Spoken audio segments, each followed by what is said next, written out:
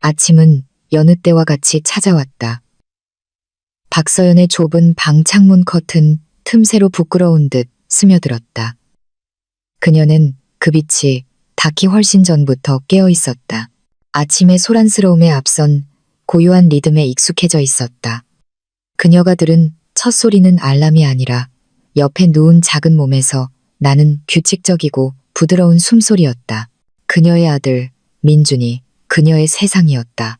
이제 겨우 5살이었지만 잠든 얼굴에서는 서연 자신이 오랫동안 잊고 지낸 평온함이 뿜어져 나왔다. 그녀는 낡은 침대에서 삐걱거리는 소리가 나지 않도록 조심하며 천천히 일어났다. 모든 움직임은 계산된 일상이었다. 작은 부엌으로 걸어가 가장 약한 파란 불꽃으로 가스레인지를 켜고 밥을 안쳤다.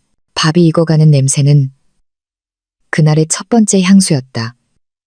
적어도 오늘 하루는 굶지 않을 것이라는 약속이었다. 서연의 삶은 강인함이라는 실로 엮은 투쟁이었다. 5년 전 그녀의 세상이 무너졌다. 그녀의 남편, 그녀가 온 마음을 다해 사랑했던 남자 강지훈이 떠나서 다시는 돌아오지 않았다. 해외지사 발령이라는 큰 기회라며 작별 인사를 했다. 당시 만삭이었던 서연은 기도와 미소로 그를 보냈다. 현관문 앞에서 나눈 포옹이 마지막이 될 줄은 꿈에도 몰랐다. 일주일이 지나도 소식이 없었다. 한 달이 지나자 지훈의 먼 친구로부터 프로젝트 현장에서 사고가 있었고 몇몇 근로자가 실종되어 발견되지 않았다는 뜬 소문이 들려왔다. 확실한 것도 시신도 없었다. 그저 남편을 삼켜버리고 서연을 공허함 속에 남겨둔 거대한 블랙홀만 있을 뿐이었다. 그녀는 눈물이 마를 때까지 울었다. 하지만 뱃속의 태동은 그녀가 혼자가 아님을 일깨워 주었다. 아기를 위해 강해져야만 했다. 그래서 서연은 일어섰다. 가구 대부분을 팔고 더 작은 월세방으로 이사했으며 처음부터 다시 삶을 시작했다. 낮에는 의류회사의 격리사원으로 일하고 밤에는 케이크 주문을 받았다. 한때 곱기만 하던 손은 굳은 살이 박였고 등은 늘 쑤셨으며 눈 밑의 다크서클은 오븐 앞에서 보낸 기나긴 밤들의 말없는 증인이었다. 하지만 민준이의 미소를 볼 때마다 모든 피로는 눈 녹듯 사라졌다.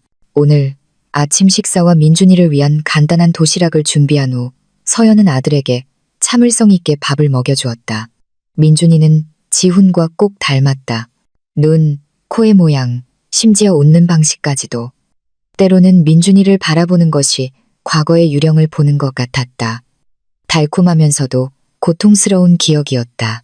엄마, 이따가 준호랑 축구하고 와도 돼요? 민준이가 김치볶음밥을 입에 가득 문 채 물었다. 서연은 아들의 입가에 묻은 밥풀을 닦아주며 미소 지었다. 그럼 아들, 근데 너무 멀리 가지 말고 집 앞 공터에서만 놀아. 엄마 퇴근하고 오면 또 같이 놀자. 신난다. 민준이가 기뻐서 소리쳤다. 그 소박한 기쁨이 서연의 연료였다. 집 근처 어린이집에 민준이를 데려다 준 후 그녀는 붐비는 아침 교통체증과 싸우며 직장으로 향했다. 사무실에서는 서류와 숫자 더미에 자신을 파묻으며 때때로 자신을 덮치는 외로움을 외면하려 애썼다.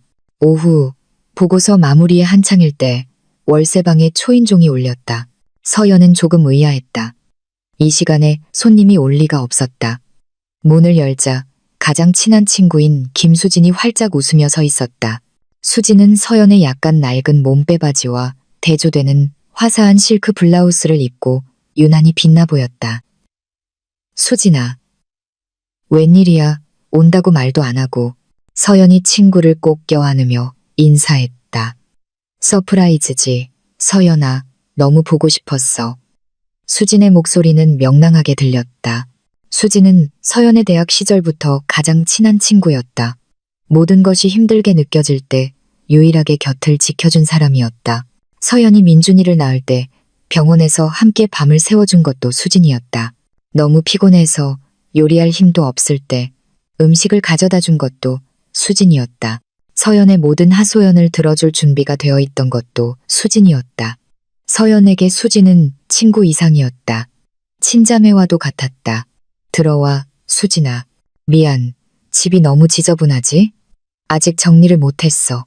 서연이 바닥에 널브러진 민준이의 장난감 몇 개를 주우며 말했다. 얘는 우리 사이에 뭘, 괜찮아. 수지는 색이 약간 바랜 작은 소파에 앉으며 웃었다. 그녀의 눈은 소박한 방의 구석구석을 훑었다. 민준이는 아직 어린이집에 있어. 곧 올 거야. 난 케이크 재료 주문한 거 받으려고 일찍 퇴근했어. 뭐 마실래? 됐어. 서연아. 나 금방 갈 거야. 나 여기 온 거 할 중요한 얘기가 있어서야. 수진의 표정이 약간 진지해졌지만 미소는 여전했다. 서연은 그녀의 앞에 앉아 호기심 어린 눈으로 바라보았다. 중요한 얘기? 뭔데? 수진은 깊은 숨을 들이마셨다.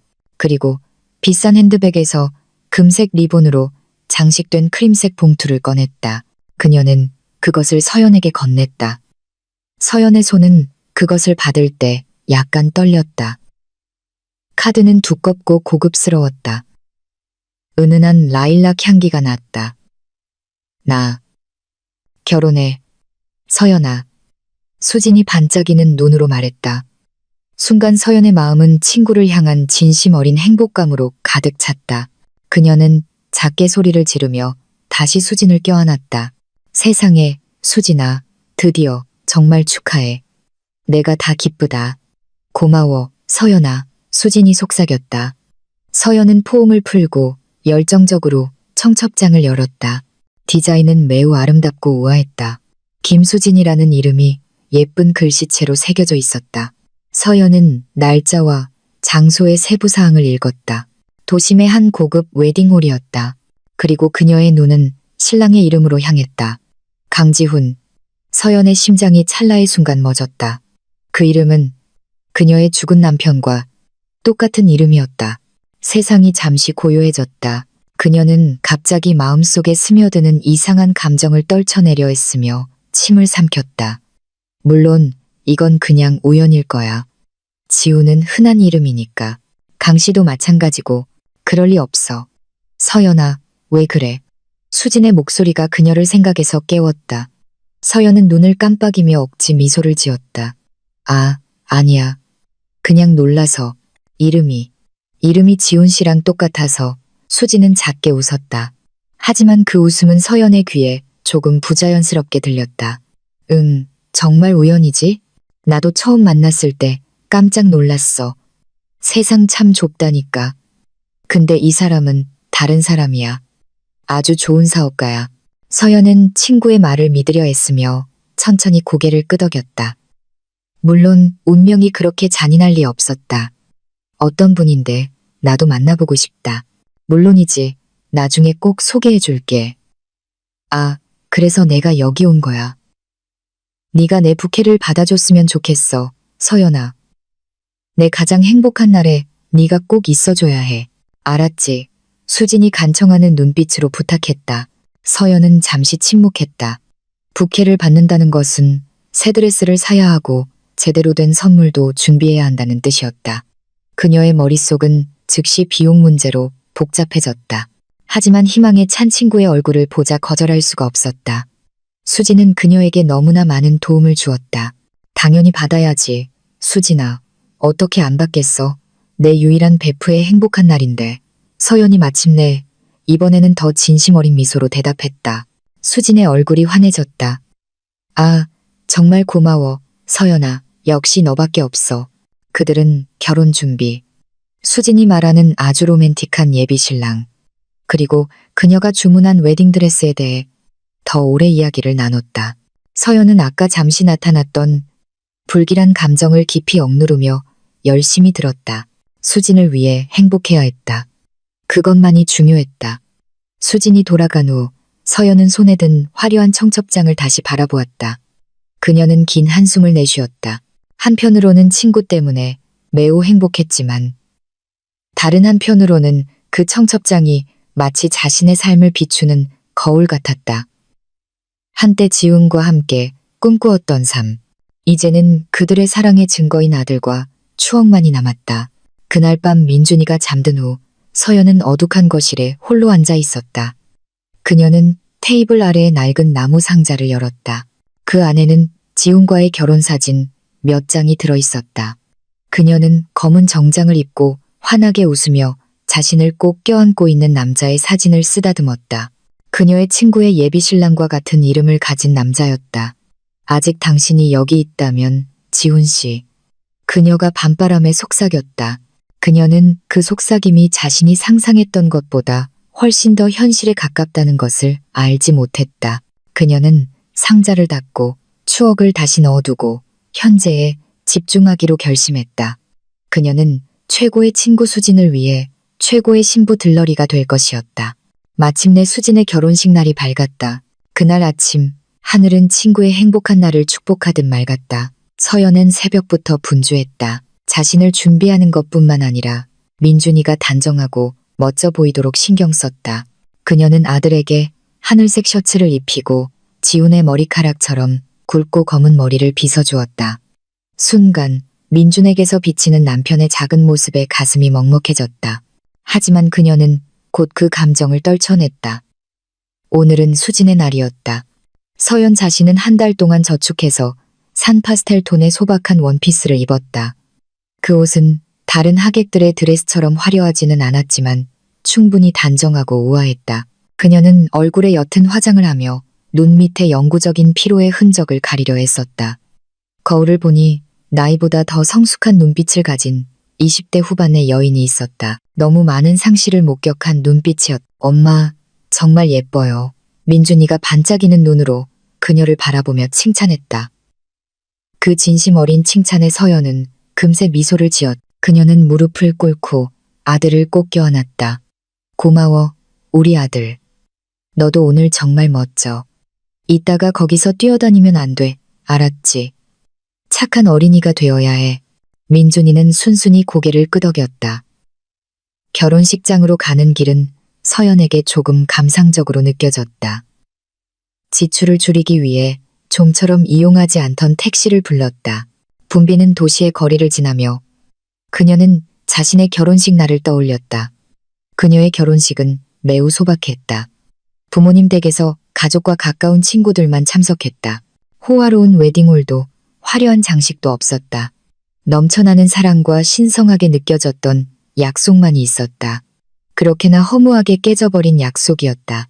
또다시 그녀는 생각을 현재로 되돌려야만 했다. 웨딩홀은 정말로 웅장했다.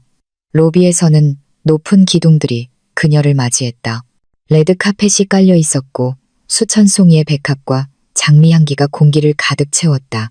하객들은 최고의 옷을 입고 오갔다. 웃음소리와 대화 소리가 사방에서 들렸다. 서연은 약간 위축되는 것을 느꼈다. 그녀는 그 작은 소나귀에서 힘을 얻으려는 듯 민준이의 손을 더 꽉 잡았다. 신부 들러리의 임무에 따라 그녀는 곧장 신부 대기실로 향했다. 그곳에서 수지는 큰 거울 앞에 앉아 있었는데 마치 동화 속 공주님 같았다. 드레스에는 크리스털이 박혀 있었고 화장은 완벽했으며 그녀의 미소는 어딘가 이상했다. 그 모든 화려함 뒤로 약간 긴장되고 창백해 보였다. 수진아, 정말 아름답다. 서연이 감격에 겨워 눈시울을 붉히며 속삭였다. 수진이 고개를 돌렸고 순간 서연은 그녀의 눈에서 스치는 당황스러움을 보았다가 이내 미소가 다시 걸렸다. 서연아, 드디어 왔구나. 세상에, 민준이 너무 멋지다. 그녀의 목소리는 평소보다 약간 높았다. 그녀는 마치 서연의 시선을 피하려는 듯 민준이에게로 주의를 돌려보를 귀엽게 꼬집었다. 너 긴장했구나. 서연이 친구의 불안을 이해하려 물었다. 당연하지, 나도 그랬어.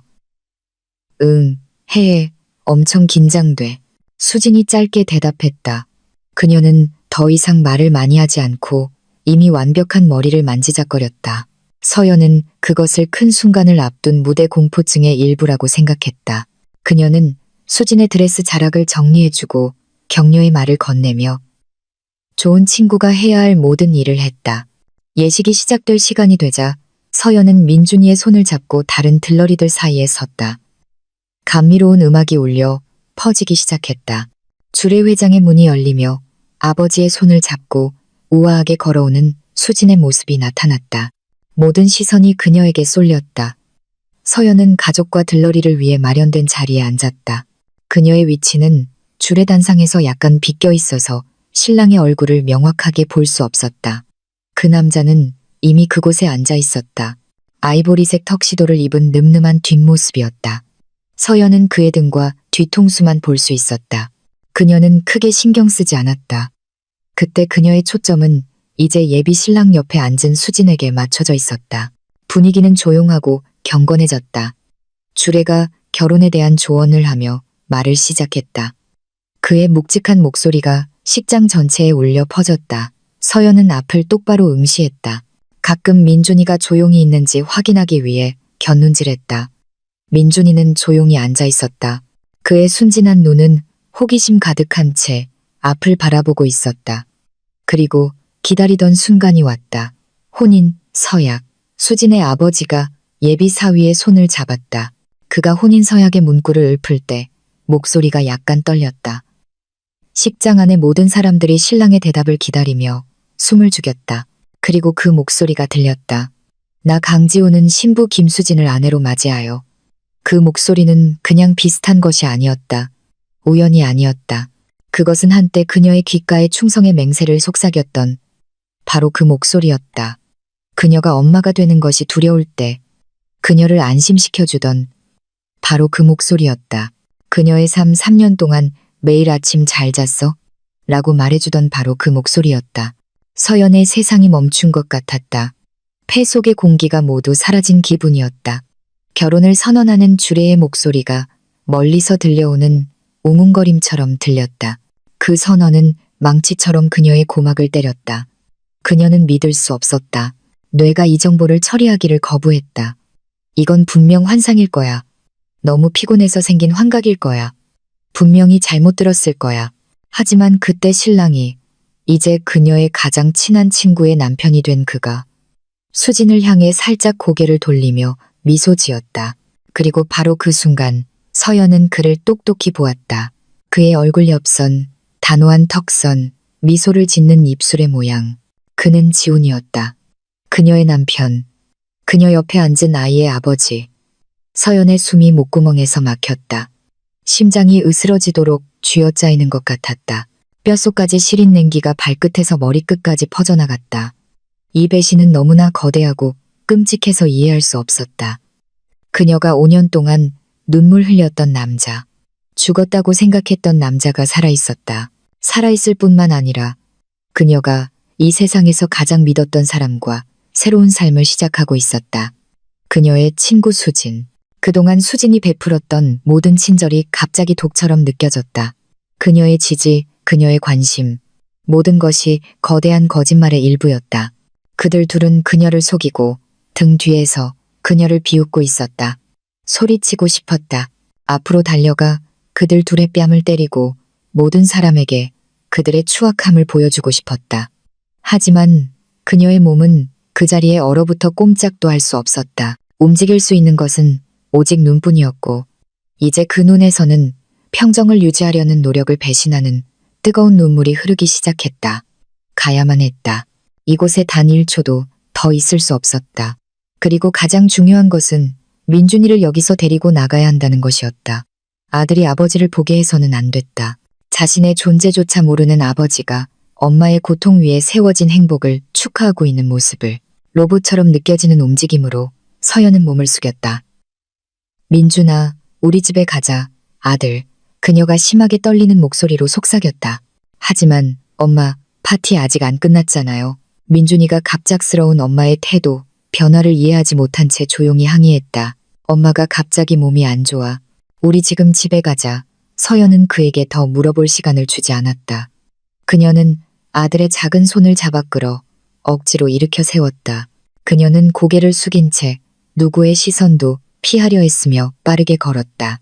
행사 중간에 자리를 뜨는 그녀를 향한 하객들의 의아한 시선은 더 이상 신경 쓰이지 않았다. 출구로 향하는 한 걸음 한 걸음이 1마일처럼 느껴졌다. 이제 두 신랑 신부의 사진 촬영, 세션을 배경으로 흐르는 로맨틱한 음악은 그녀의 귀에 고문의 리듬처럼 들렸다. 그녀는 로비에 도착했고 남은 힘을 다해 큰 유리문을 밀었다. 덥고 습한 오후의 공기가 즉시 그녀를 덮쳤다.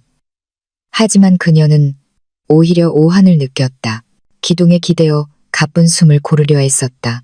그녀가 힘들게 다시 쌓아올린 이미 부서지기 쉬운 세상이 이제는 남김없이 완전히 산산조각 나버렸다. 엄마, 왜 아파요? 민준이의 목소리는 걱정스러웠. 그는 서연의 원피스 자락을 잡아당기며 창백하고 눈물로 젖은 엄마의 얼굴을 올려다보았다. 서연은 아들을 바라보았다. 그 배신자와 너무나도 닮은 순진한 얼굴. 그녀는 무릎을 꿇고 민준이를 너무나도 꽉 껴안았다. 마치 아들이 자신을 삼키려는 바다 한가운데에 유일한 구명조끼인 것처럼. 그녀는 대답할 수 없었다. 그녀가 할 수 있는 것은 소리 없이 우는 것뿐이었다. 고통과 배신이 그녀의 심장을 갈기갈기 찢어놓도록 내버려두는 것뿐이었다. 택시를 타고 집으로 돌아오는 길은 다른 차원을 통과하는 것 같았다. 창밖으로 도시는 평소처럼 움직였다. 오토바이들이 추월하고 가로등이 켜지기 시작했다. 사람들이 보도를 걷고 있었다. 서연의 세상이 방금 멈춘 것과는 상관없이 세상은 여전히 제 축을 중심으로 돌고 있었다. 그녀는 뒷좌석에 뻣뻣하게 앉아 가슴에 기댄 민준이를 안고 있었다. 아들은 더 이상 묻지 않았다.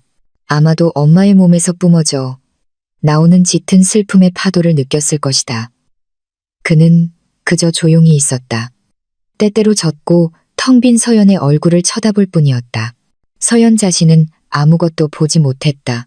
눈은 앞을 똑바로 향했지만 마음은 그 저주받은 건물로 되돌아가 있었다. 혼인 서약을 읊던 지훈의 목소리가 고장난 카세트 테이프처럼 귀에서 계속 맴돌았다. 모든 단어가 심장에 새로운 칼날을 박았다. 그녀는 다른 설명을 찾으려 했었다. 이 모든 것이 실수라는 일말의 희망. 아마도 잘못 봤을 거야. 아마도 아주 닮은 사람이었을 거야. 하지만 그녀는 자신을 속이고 있지 않다는 것을 알았다. 아내는 남편의 목소리를 절대 착각하지 않는다. 한때 우주의 중심이었던 남자의 얼굴을 절대 착각하지 않는다. 좁은 골목길의 월세방 앞에 도착하자 그녀는 떨리는 손으로 택시비를 지불했다. 민준이의 손을 잡고 집 안으로 들어갔고 문이 닫히자마자 마지막 방어선이 무너졌다.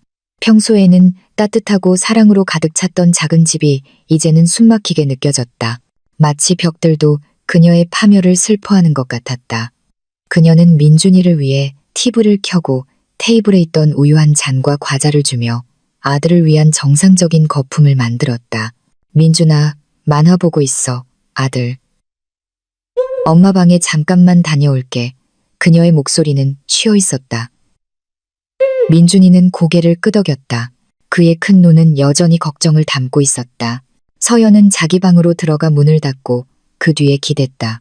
잠시 동안 그녀는 그냥 그렇게 조용히 서 있었다. 그리고 첫 번째 흐느낌이 입술에서 터져나왔다. 억눌렸던 흐느낌은 비통한 울음으로 변했다. 가장 깊은 영혼의 심연에서 터져나오는 울음이었다. 그녀는 바닥으로 주저앉아 무릎을 껴안고 모든 고통이 쏟아져 나오도록 내버려 두었다. 그녀는 헛된 5년의 기다림을 울었다. 그들의 꾸며낸 이야기를 믿었던 자신의 어리석음을 울었다. 다른 여자와 행복하게 지내는 남편을 그리워하며 홀로 아이를 키워야 했던 자신을 울었다. 그녀는 수진의 배신을 울었다. 기댈 곳이라고 생각했던 친구가 사실은 옆에서 잠자던 독사였다니. 수진의 모든 친절이 이제 끔찍한 얼굴로 떠올랐다. 지훈이 사라지고 1년 후 그녀가 재정적으로 정말 힘들었을 때 수진이 봉투에 돈을 담아 가져왔던 기억이 났다. 이거 먼저 써, 서연아. 그냥 빌리는 거라고 생각해. 급하게 갚지 않아도 돼. 수진은 그때 동정심 가득한 얼굴로 말했다. 서연은 감격의 눈물을 흘리며 친구를 껴안고 그녀가 있다는 사실에 매우 감사했다.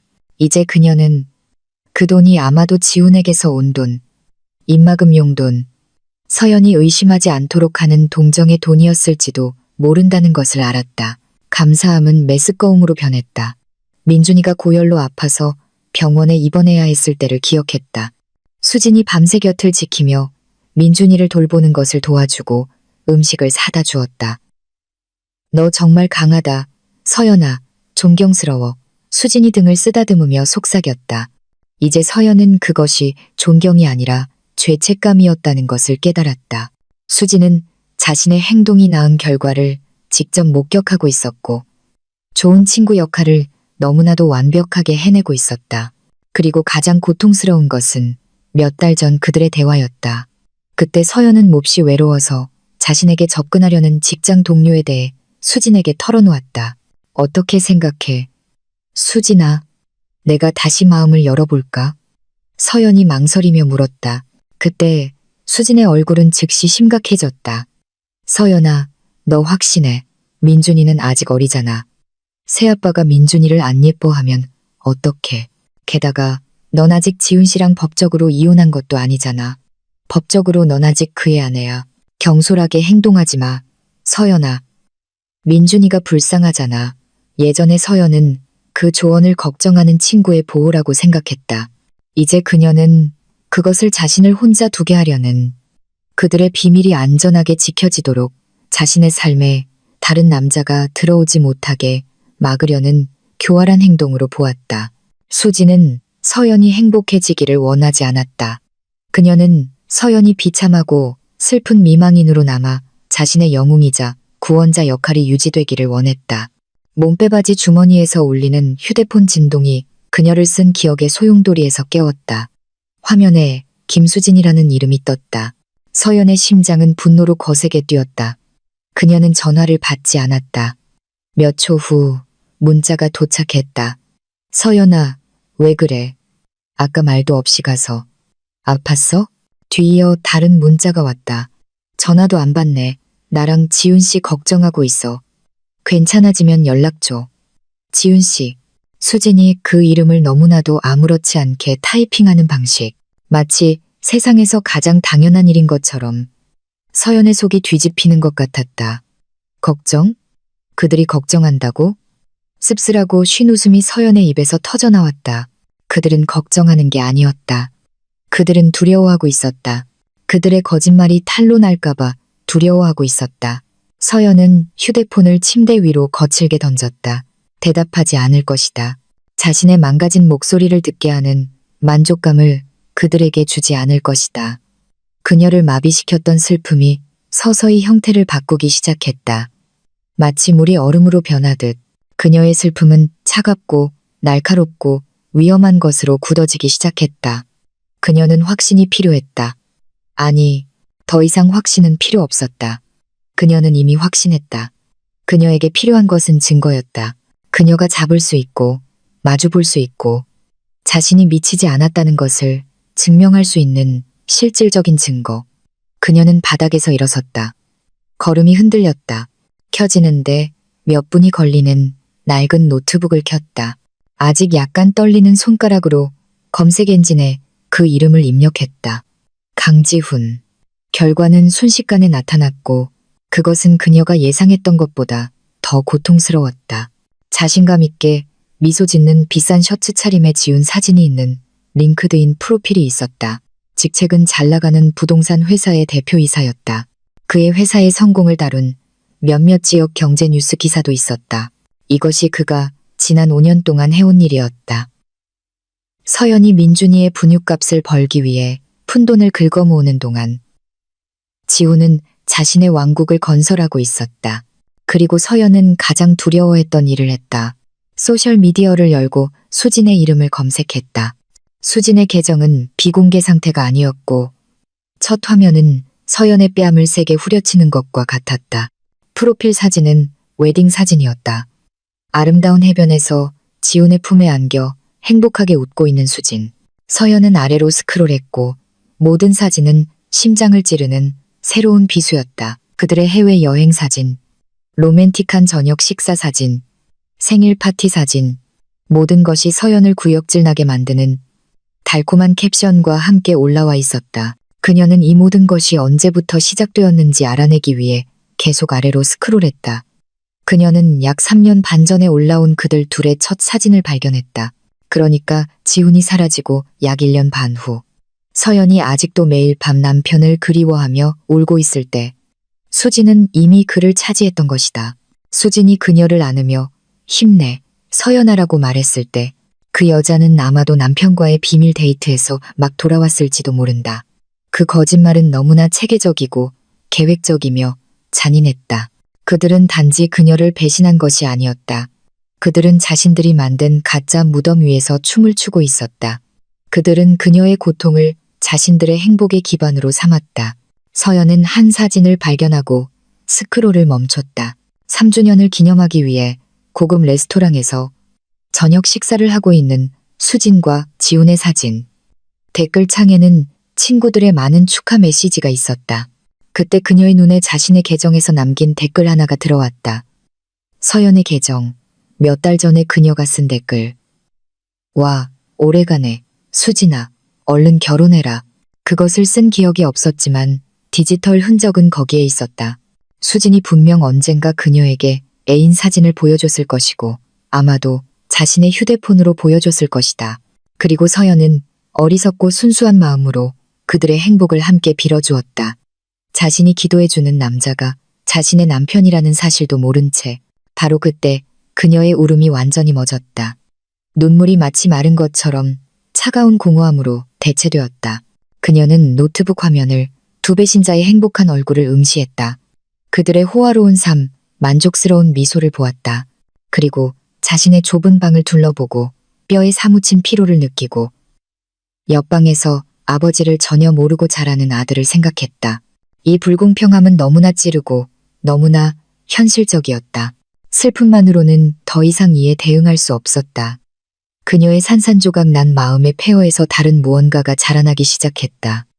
어둡고 뜨겁고 강한 무언가. 그녀는 천천히 노트북을 닫았다.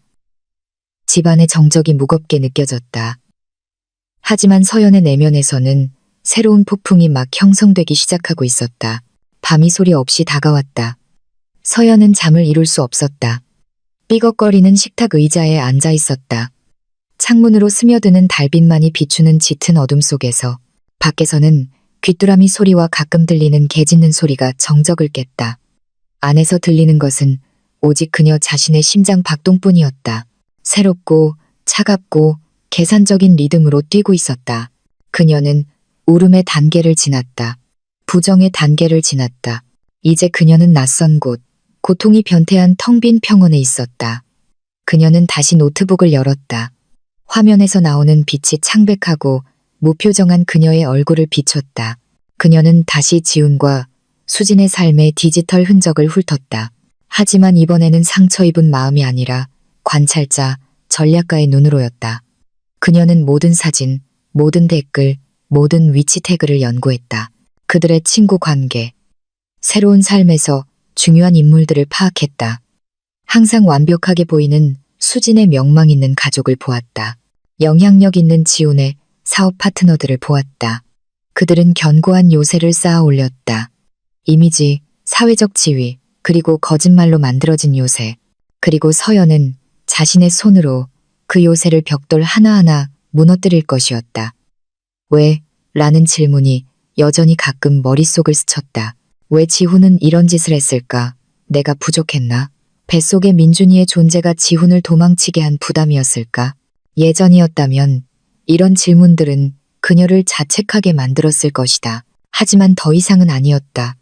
오늘 밤 그녀는 그것을 명확히 보았다. 이것은 자신의 부족함에 대한 것이 아니었다. 이것은 그들의 탐욕에 대한 것이었다. 지훈은 책임 없는 더 나은 삶에 대한 탐욕.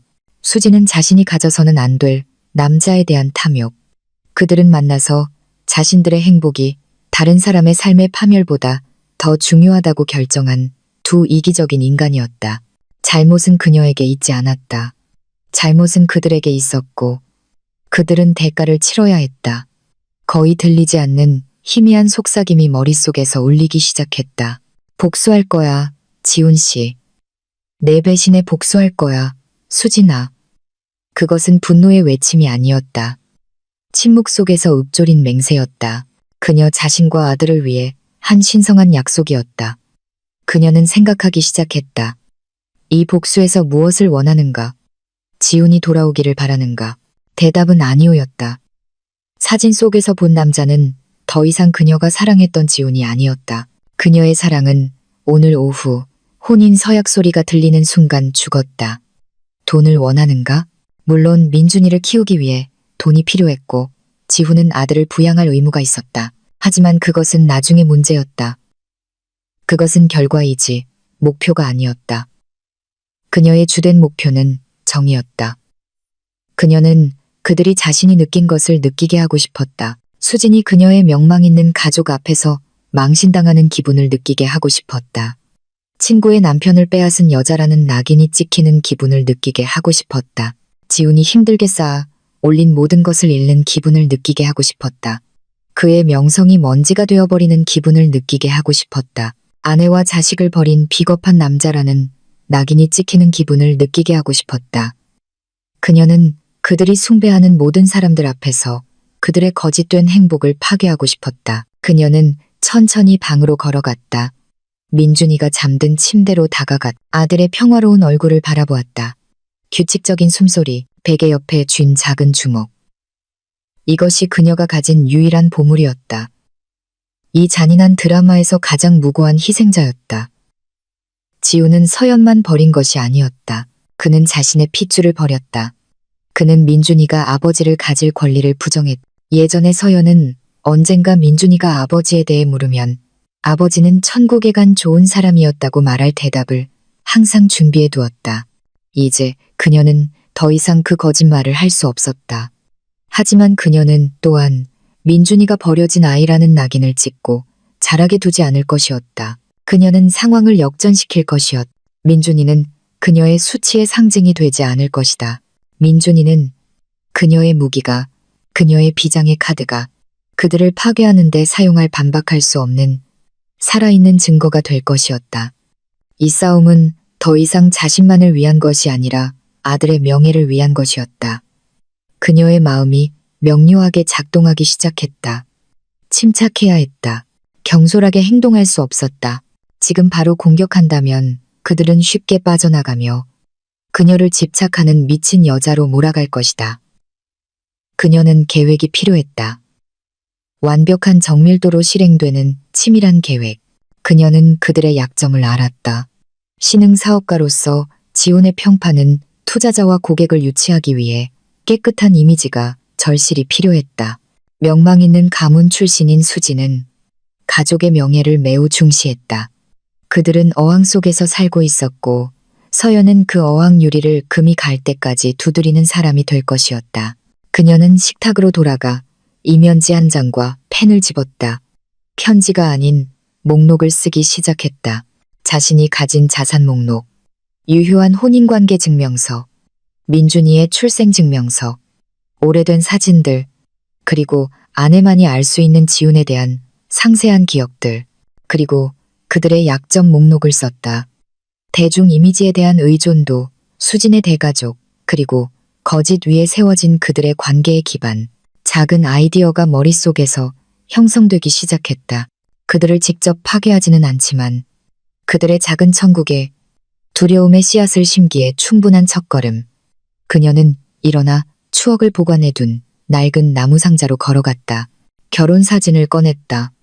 그녀와 지훈이 너무나 행복하게 희망에 가득 차 웃고 있는 사진.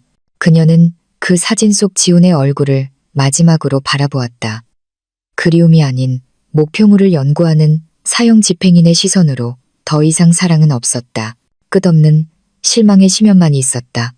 침착하고 망설임 없는 움직임으로 그녀는 사진을 액자에서 꺼냈다. 정확히 가운데를 찢어 자신의 모습과 지훈의 모습을 분리했다. 그녀는 지훈의 사진 부분을 집어들어 다시 잘게 찢어 쓰레기통에 버렸다. 자신의 사진 부분은 이 모든 일이 일어나기 전에 자신과 앞으로 될 자신을 상기시키기 위해 온전하게 남겨두었다. 동쪽 지평선에서 새벽빛이 비치기 시작하며 밤의 어둠을 몰아냈다. 서연은 한숨도 자지 않았지만 피곤하지 않았다. 오히려 새로운 에너지가 혈관을 흐르는 것을 느꼈다. 분노와 불타는 결심에서 태어난 에너지.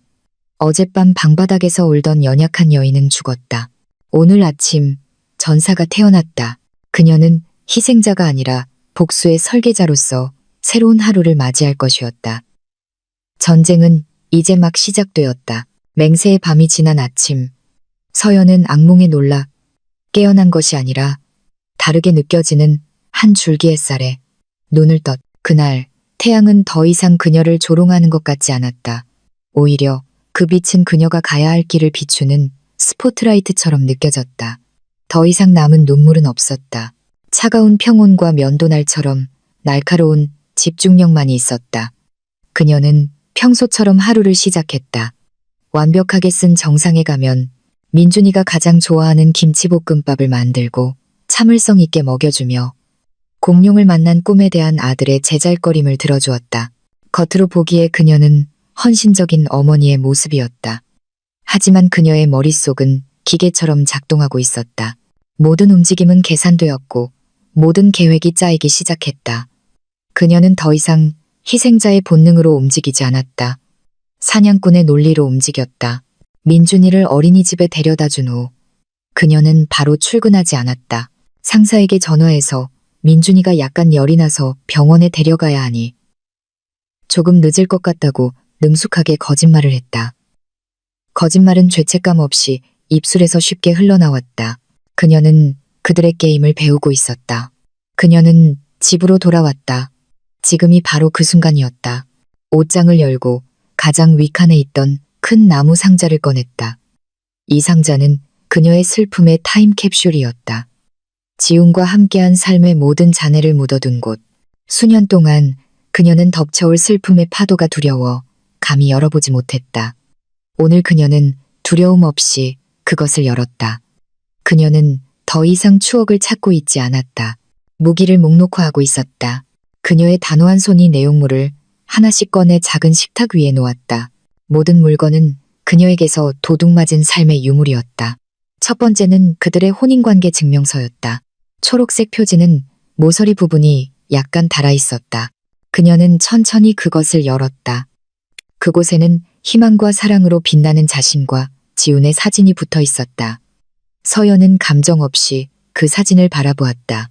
사진 속 남자는 죽었고 지금 살아있는 것은 그의 얼굴을 한 괴물이었다. 그녀는 약간 누렇게 변한 종이를 쓰다듬었다. 이것은 더 이상 사랑의 상징이 아니었다. 이것은 법적 문서였다. 한 번도 취소된 적 없는 계약. 그녀의 가장 강력한 무기. 이것은 수진과 지훈의 결혼이 법과 종교의 눈으로 볼 때 무효이며 화려한 무대 위에서 합법화된 간음이라는 증거였다. 다음으로 그녀는 중요한 서류가 담긴 플라스틱 파일을 꺼냈다. 그 안에서 그녀는 찾고 있던 것, 민준이의 가족관계 증명서를 발견했다. 머릿속으로 외울 정도로 잘 알고 있었지만 꼼꼼히 읽었다. 자녀 박민준, 모 박서연, 부강지훈. 그 이름은 뚜렷하게 명시되어 있었다. 국가로고가 밝힌 공식 용지에 검은 잉크로 인쇄되어 있었다. 이것이 그녀의 두 번째 무기였다. 반박할 수 없는 혈연의 증거. 지훈이 아내뿐만 아니라 아들, 아버지에 대한 권리를 가진 아들을 버렸다는 증거. 잔인하게 빼앗긴 권리. 그리고 그녀는 사진 앨범 더미를 꺼냈다. 클라우드에 저장된 디지털 사진이 아니라 만질 수 있는 실제 인화된 사진들이었다. 그녀는 한 장 한 장 페이지를 넘겼다. 그들의 결혼 사진, 첫 월세방에 입주했을 때의 사진, 강릉으로 휴가를 갔을 때의 사진. 그녀는 한 사진에서 멈췄다. 만삭의 자신이 소파에 앉아 카메라를 향해 미소 짓고 있는 사진. 그리고 지훈은 그 앞에 무릎을 꿇고 애정 가득한 표정으로 그녀의 배에 입을 맞추고 있었다. 그 사진은 지훈이 사라지기 불과 3일 전에 찍혔다. 사진 속에 포착된 거짓말. 그녀는 그 사진을 따로 보관했다. 이것은 강력한 시각적 증거가 될 것이었다. 다정한 아버지의 이미지와 자식을 버린 자의 현실 사이의 고통스러운 대조. 그녀는 계속해서 분류하며 부인할 수 없는 그들의 친밀함을 보여주는 몇몇 핵심 사진들을 골랐다. 혼인관계 증명서와 출생증명서 옆에 깔끔하게 정리했다. 그 물리적 증거 더미는 너무나 견고하고 너무나 현실적으로 보였다. 진실은 그녀의 편이었다. 물리적 증거를 마친 후 그녀는 디지털 무기로 전환했다.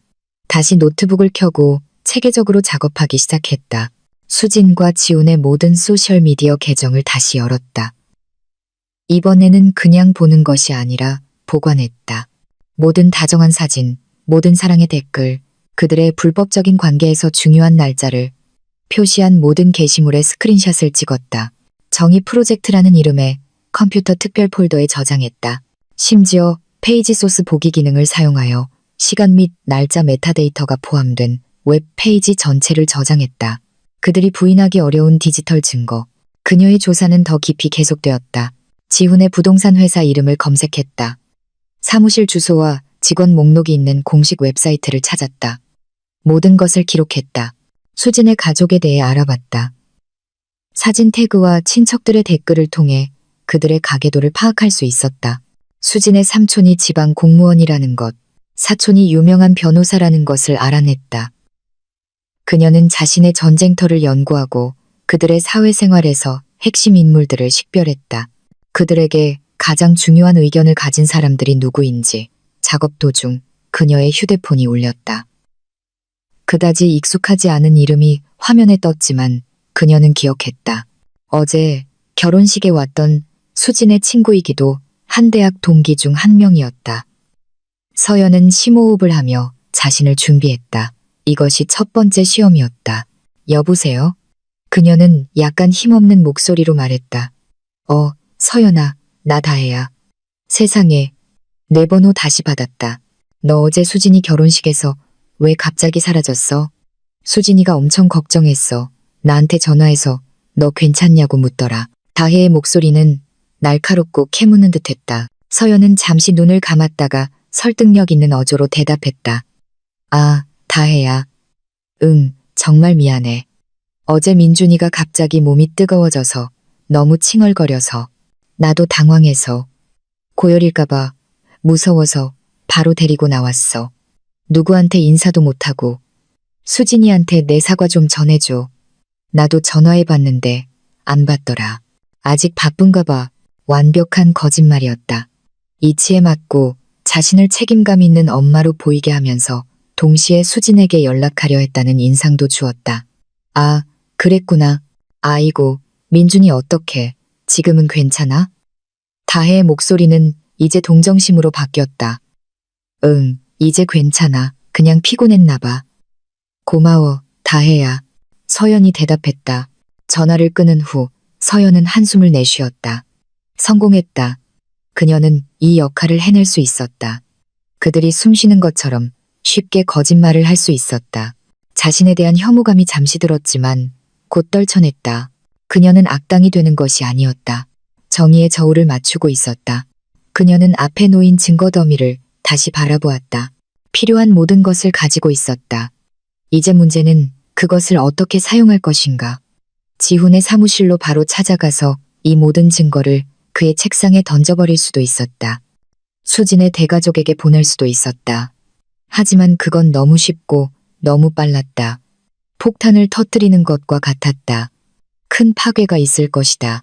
하지만 연기가 거치면 그들은 그 폐허를 다시 세울 수도 있었다. 그녀는 폭발을 원하지 않았다. 부패를 원했다. 그녀는 그들을 내부에서부터 파괴하고 싶었다. 그들 사이에 의심의 독을 심어 서로를 등지게 하고 서로를 비난하게 만들고 싶었다. 그들이 두려움 속에서 살게 하고 싶었다. 항상 뒤를 돌아보며 다음 공격이 언제 올지 궁금해하게 만들고 싶었다. 그녀는 눈에 보이는 공격자가 되지 않을 것이다. 그녀는 그들의 행복의 모든 순간을 따라다니는 과거의 유령이 될 것이었다. 그녀는 그날 처음으로 옅은 미소를 지었다. 그녀를 아는 사람이라면 누구도 알아볼 수 없는 미소였다. 그것은 행복의 미소가 아니었다. 적의 방어선에서 허점을 막 발견한 전략가의 미소였다. 그녀는 아직 깨끗한 새 파일을 집었다. 조심스럽게 혼인관계 증명서, 민준이의 출생증명서 사본, 그리고 몇 장의 선택된 사진을 그 파일에 넣었다. 원본은 안전한 곳에 보관할 것이었다. 나머지 디지털 증거들은 컴퓨터 폴더에 깔끔하게 저장되어 있었다. 비밀번호로 보호된 채 그녀의 무기는 수집되었다. 전략이 형성되기 시작했다. 이제 첫 번째 공격을 계획할 시간이었다. 몇몇 날들이 기만적인 평온 속에서 흘러갔다. 서연은 아무 일도 없었던 것처럼 삶을 살았다. 아침에는 민준이를 돌보고 낮에는 사무실에서 열심히 일했으며 밤에는 케이크 주문을 처리했다. 직장 동료들은 심지어 그녀의 향상된 집중력을 칭찬했다. 그들은 그 집중력이 그녀의 마음속에서 불타는 목표에서 비롯된 것임을 알지 못했다. 그녀가 모으는 모든 원, 그녀가 끝내는 모든 업무는 다가올 전쟁을 위한 에너지를 모으는 것처럼 느껴졌다. 일상 속에서 민준이가 잠든 밤, 서연은 다른 인물로 변했다. 그녀는 노트북 앞에 앉았다. 더 이상 정보를 찾기 위해서가 아니라 계획을 완성하기 위해서였다. 그녀는 첫 번째 공격이 메시지여야 한다고 결정했다. 추적할 수 없고 위협을 담고 있지 않으면서도 목표물에게 최대한의 공포를 유발할 수 있는 메시지. 그녀는 지훈과의 과거를 되돌아보며 둘에게만 의미가 있는 기억, 물건을 파헤치려 했었다. 수지는 모르는 무언가. 그녀는 산속의 한 공예 마을에서 보냈던 소박한 신혼여행을 떠올렸다. 돈이 많지 않아서 비싼 기념품을 사지는 못했다. 하지만 그곳에서 그들은 아주 아름다운 작은 새 조각상을 만드는 늙은 목공예가를 만났다. 지우는 하나를 샀다. 아주 섬세한 디테일의 나무 원앙 한 쌍이었다. 이 원앙 한 쌍은 우리 같아, 서연아. 지훈이 그 조각상을 서연에게 주며 말했다. 작고 소박하지만 항상 함께하고 어디든 자유롭게 날아갈 수 있지. 우리 여정의 시작을 기억하기 위해 이걸 잘 간직하자. 서연은 여전히 그 나무 원앙 조각상을 나무 상자 안에 보관하고 있었다. 원본을 보낼 생각은 없었다. 그것은 그녀의 증거물의 일부였다. 하지만 아이디어는 이미 그녀의 마음속에 자리 잡았다. 그녀는 복제품을 보낼 것이었다. 계획의 실행은 세심함을 요구했다. 먼저 그녀는 원앙 조각상을 여러 각도에서 촬영했다. 그리고 토요일, 근무가 없는 날, 그녀는 자신의 동네에서 멀리 떨어진 도시, 외곽의 한 공예품 센터로 갔다. 완벽한 위장막이 되어줄 민준이를 데리고 갔다. 민준이에게 구경을 시켜주면서 그녀는 목공예가를 찾았다. 마침내 능숙하게 나무를 조각하고 있는 한 노인을 발견했다. 서연은 그에게 다가가 휴대폰에 사진을 보여주었다. 어르신, 죄송한데 이런 복제품을 만들어 주실 수 있나요? 사진이랑 똑같이요. 서연이 정중하게 물었다. 공예가는 사진을 유심히 관찰했다. 아, 그럼요, 아가씨. 이건 섬세한 조각이라 며칠 걸릴 텐데. 괜찮습니다, 어르신.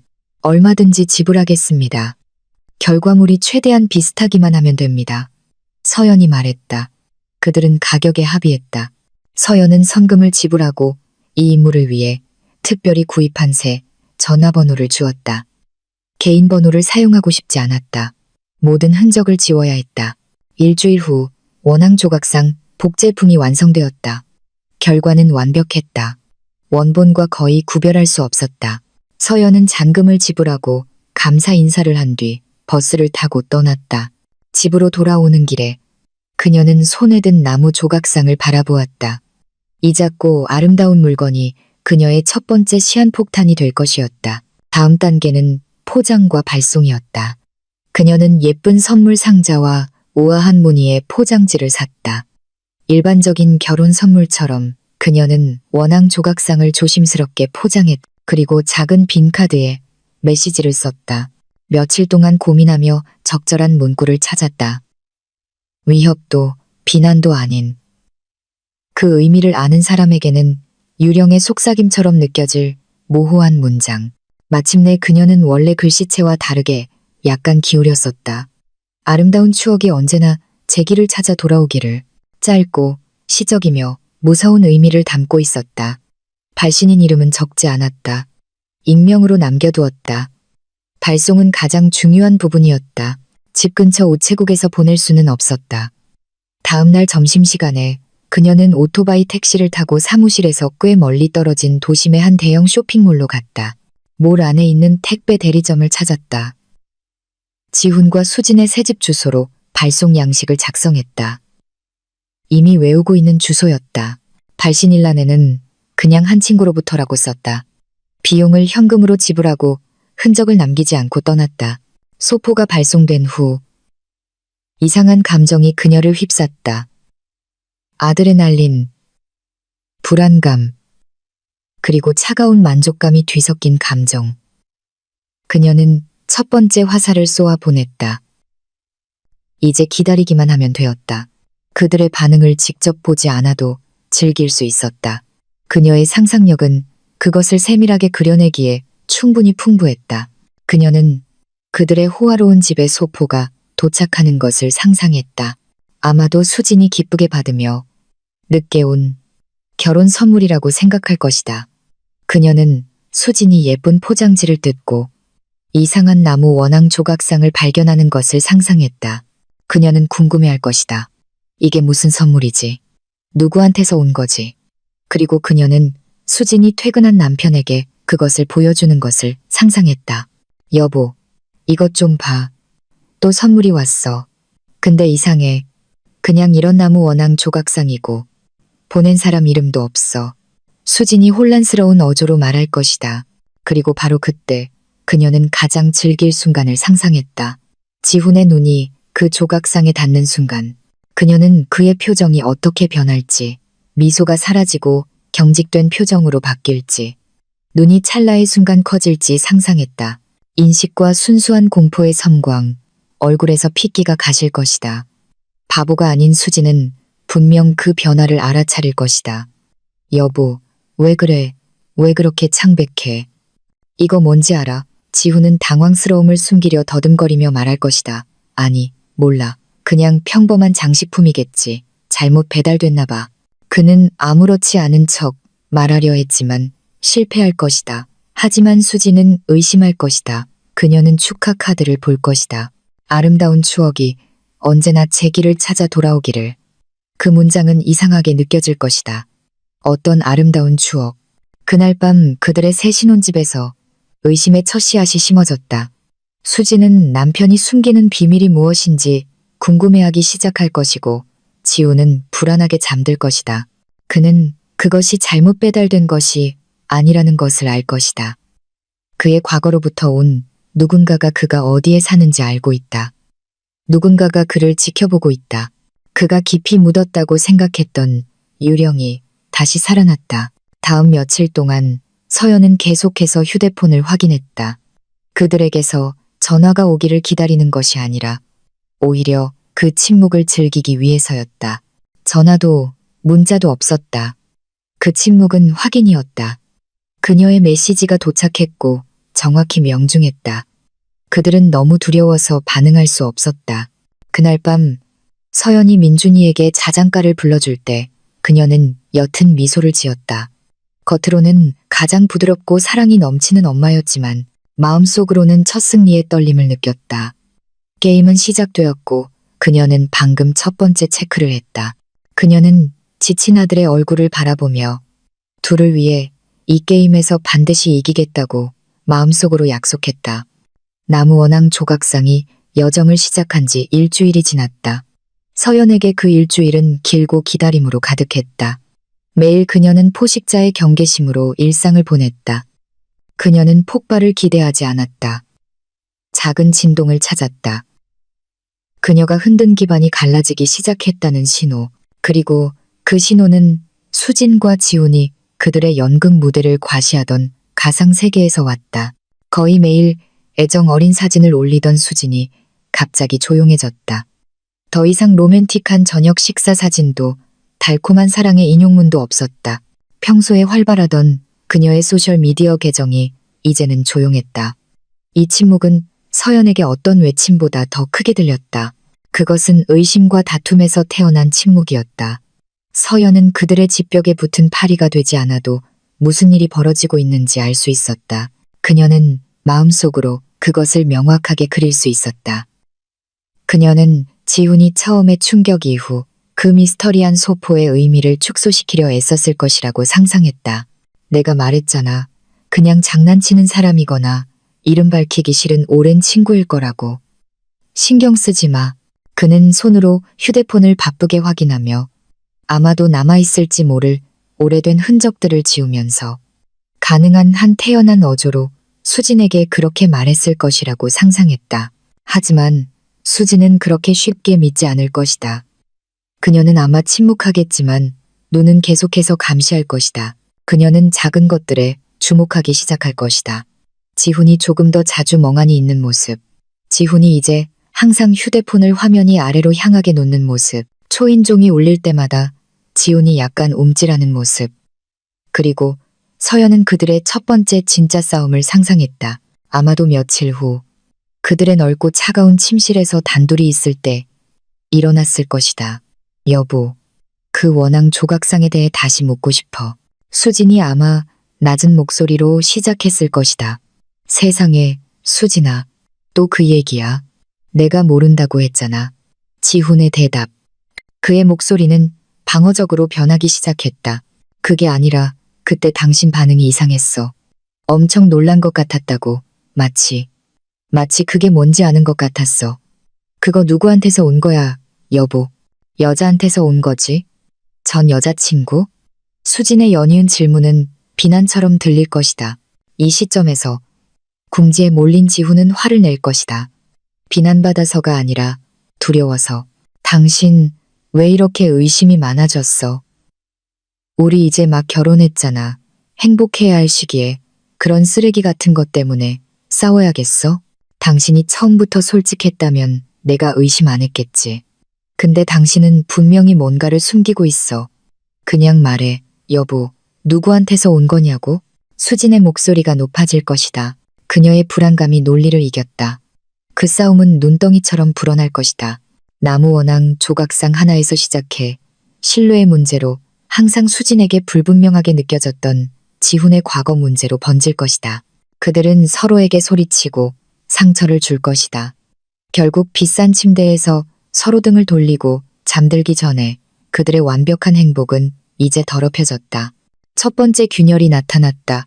서연은 상상 속에서 차가운 만족감을 느꼈지만 여기서 멈출 수 없다는 것을 알았다. 계속해서 압박을 가하고 그 균열에 바람을 불어넣어 더 넓게 벌려야 했다. 그녀는 다음 단계, 예상치 못한 각도에서의 공격이 필요했다. 그리고 이번 목표는 그들 둘이 직접 아니라 그들의 가장 강력한 지지대인 수진의 가족이었다. 계획은 간단하지만 위험했다. 그녀는 수진의 어머니와 우연히 마주쳐야 했다. 소셜미디어 관찰을 통해 서연은 이미지에 매우 신경 쓰는 중년의 사교계 명사인 수진의 어머니가 매주 목요일 아침 고급 슈퍼마켓에서 쇼핑하는 일정이 있다는 것을 알았다. 그래서 다음 목요일 서연은 회사에서 반차를 냈다. 그녀는 단정하게 차려입고 가장 좋은 블라우스를 입고 그 슈퍼마켓으로 갔다. 민준이는 데려가지 않았다. 이 임무에는 혼자여야 했다. 깔끔하게 정돈된 진열대 사이로 쇼핑카트를 밀 때 심장이 세차게 뛰었다. 스릴러 영화 속 스파이가 된 기분이었다. 그녀는 그다지 필요하지 않은 몇 가지 물건을 샀다.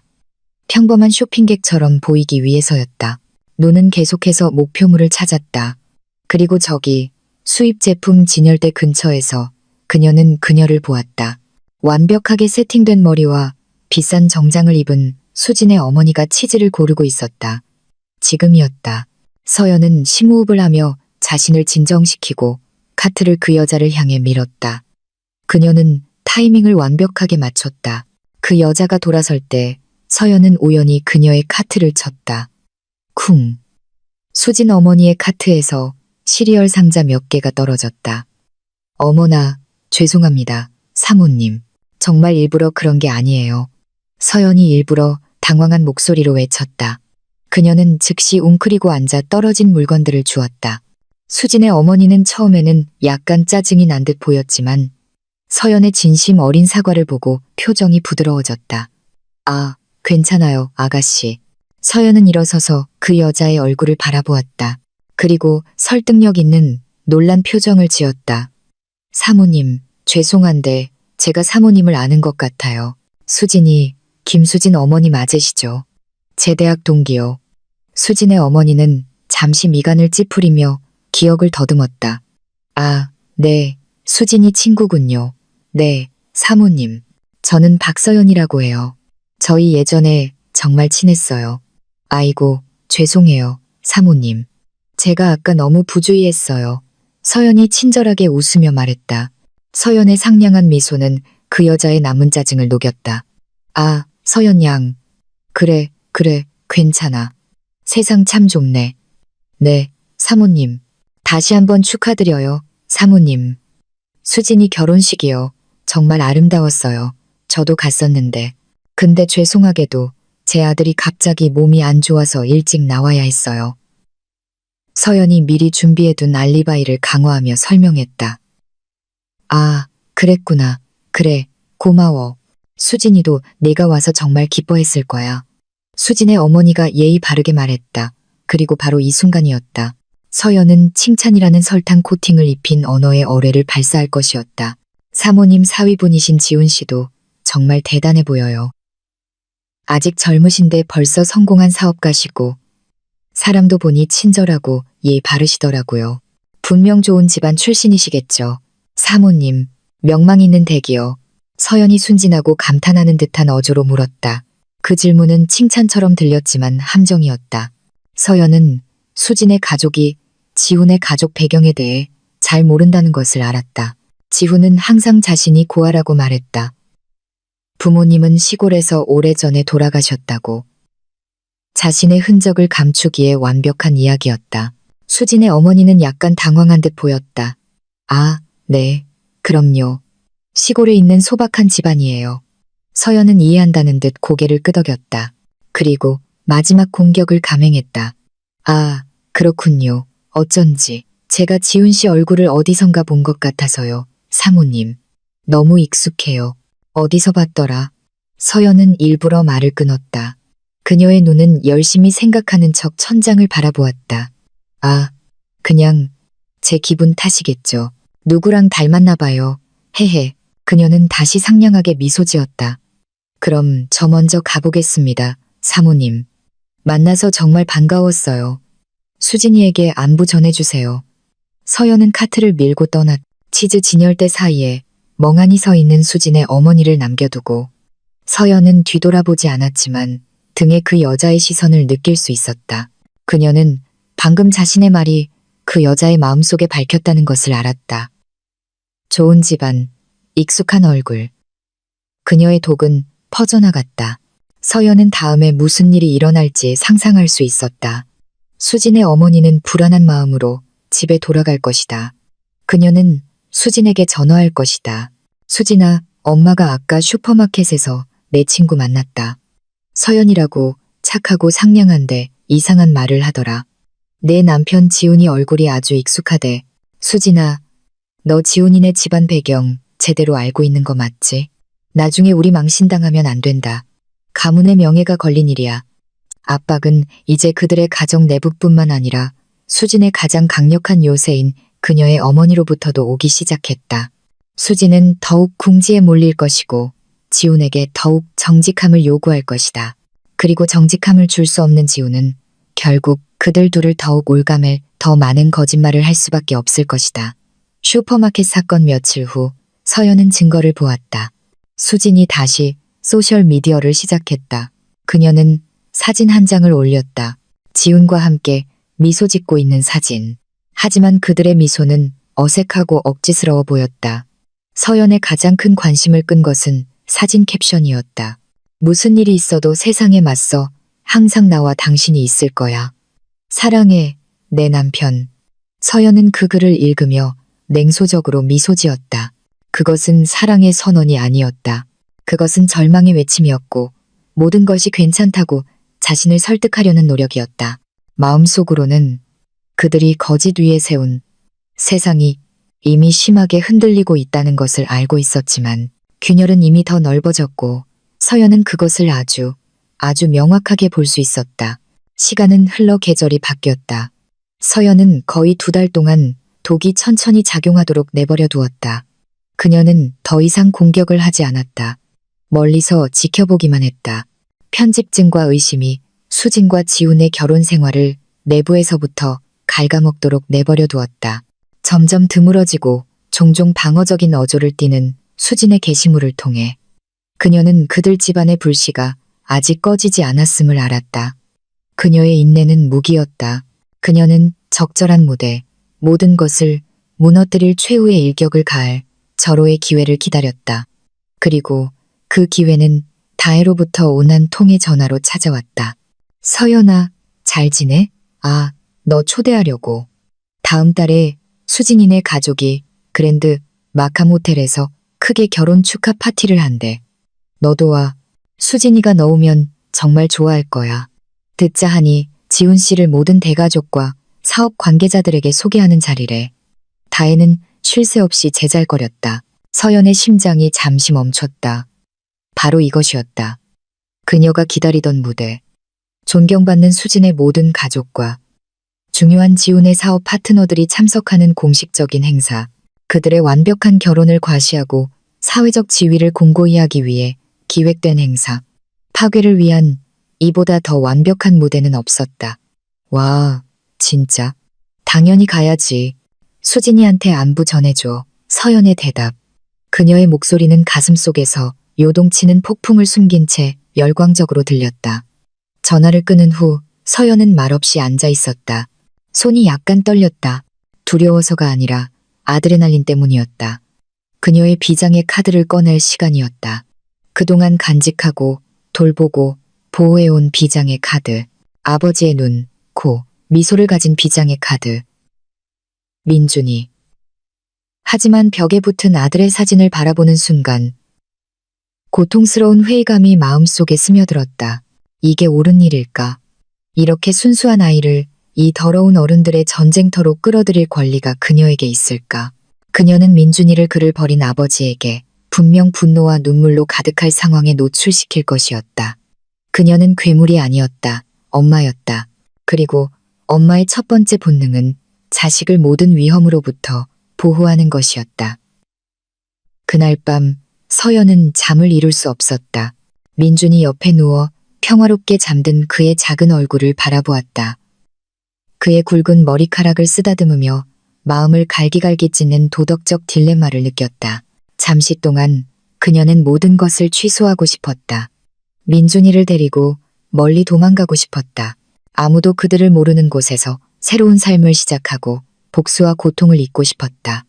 하지만 그때 그녀는 자신이 겪었던 모든 거짓말과 고통을 떠올렸다. 이것이 단순히 개인적인 복수가 아니라는 것을 기억했다. 이것은 진실과 권리를 얻기 위한 투쟁이었다. 민준이가 인정받을 권리, 민준이가 아버지로부터 부양받을 권리, 민준이가 영원히 거짓의 그늘 속에서 살지 않을 권리. 만약 그녀가 가만히 있는다면 그녀는 민준이를 보호하는 것이 아니었다. 오히려 악이 이기도록 내버려 두는 것이었고 지훈이 그냥 빠져나가도록 허용하는 것이었으며 간접적으로 민준이에게 희생자가 되어도 괜찮다고 가르치는 것이었다. 그녀는 그렇게 되도록 내버려 두지 않을 것이었다.